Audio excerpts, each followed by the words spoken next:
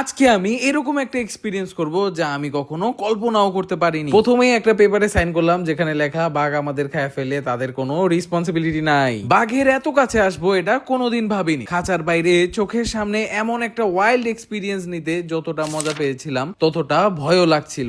বাঘটা কিন্তু মাশাআল্লাহ অনেকই বড়, ওই হাঁটলে ঘুরলে তাকাইলে ভাই যাই করে না কেন ভয় লাগে আমার, কিন্তু তার সৌন্দর্যের জন্য সব হার মাইনা যায়। কারণ ও আল্লাহর অনেক সুন্দর একটা সৃষ্টি, বড় সড়ো কালারিং এবং পুরা বডিটাই যেন একটা আর্ট। চেহারা তো বললামই না। আমার ভয় লাগলেও আমার ওয়াইফ কিন্তু এই সুযোগটার ভালোই লাভ নিছে। যত রকম পোজ জানতো সব দিয়েই ফটোশুট করছে। মিথ্যা বলবো না, আমি নিজেও করছি। তবে আমি এই এক্সপিরিয়েন্সটার উপরে বেশি নির্ভর ছিলাম যে মাশাআল্লাহ এত দারুণ একটা animal. As a pet blogger এবং সামওয়ান যে অ্যানিমেল নিয়ে পুরাই অবসেসড, তার সামনে একটা এরকম প্রাণী হাঁটাচলা করা, তার সাথে ছবি তোলা বিশাল একটা ব্যাপার। অবশেষে